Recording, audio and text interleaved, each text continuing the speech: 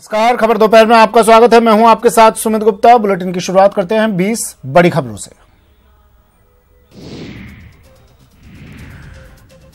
गोवा के मुख्यमंत्री मनोहर पर्रिकर का रविवार को उनके निजी आवास पर निधन हो गया। वो 63 साल के थे। उनका अंतिम संस्कार पूरे राजकीय सम्मान के साथ किया जाएगा।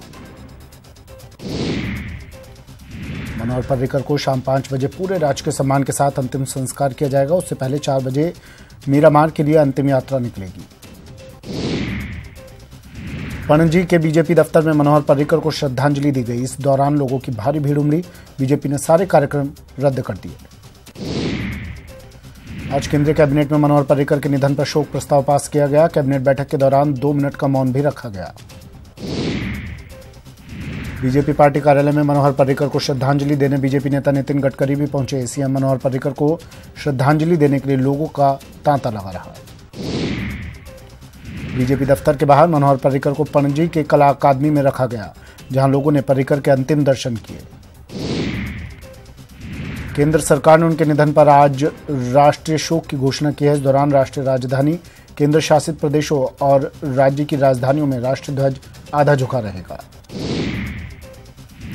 रविवार को पूर्व रक्षा मंत्री मनोहर पर्रिकर का निधन हो गया। वो लंबे समय से बीमार थे और उनकी हालत बेहद नाजुक थी। Manohar Parrikar advanced pancreatic cancer से जूझ रहे थे।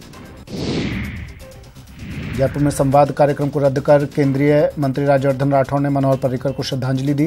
इस दौरान उन्होंने कहा कि उनका जाना देश के लिए बड़ी क्षति है। राजस्थान के मुख्यमंत्री अशोक गहलोत ने भी मनोहर पर्रिकर को श्रद्धांजलि दी। उन्होंने कहा कि वो एक अच्छे इंसान थे और बहुत सादगी वाली जिंदगी जीते थे।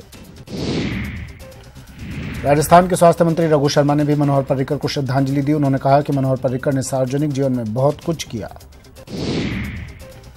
मनोहर पर्रिकर के निधन के बाद गोवा का अगला सीएम कौन होगा, इसका ऐलान कभी भी हो सकता है। बीजेपी विधायकों ने विश्वजीत राणे और प्रमोद सावंत का नाम सबसे आगे किया है। लोकसभा चुनाव के पहले चरण की तैयारी पूरी कर ली गई है। पहले चरण के लिए आज से नॉमिनेशन शुरू हो गया है, जो 25 मार्च तक चलेगा। नॉमिनेशन की प्रक्रिया 11 बजे से 3 बजे तक चलेगी। प्रियंका गांधी वाड्रा आज प्रयागराज से अपनी गंगा यात्रा की शुरुआत की। गंगा यात्रा से पहले प्रियंका ने संगम पर और बड़े हनुमान मंदिर में पूजा अर्चना की। बीएसपी प्रमुख मायावती ने एक बार फिर से कांग्रेस पर हमला बोला। कांग्रेस पर निशाना साधते हुए कहा कि कांग्रेस यूपी में 80 सीटों पर चुनाव लड़ने के लिए आजाद है। 7 सीट छोड़ने का भ्रम न फैलाए कांग्रेस। अहमदाबाद में पाटीदार नेता हार्दिक पटेल के कार्यक्रम में जोरदार हंगामा हुआ। स्नेह मिलन कार्यक्रम आयोजित यहां पर किया गया था। इस दौरान पोस्टर में पाटीदार नेता अल्पेश का फोटो नहीं होने से अल्पेश के समर्थक नाराज दिखे।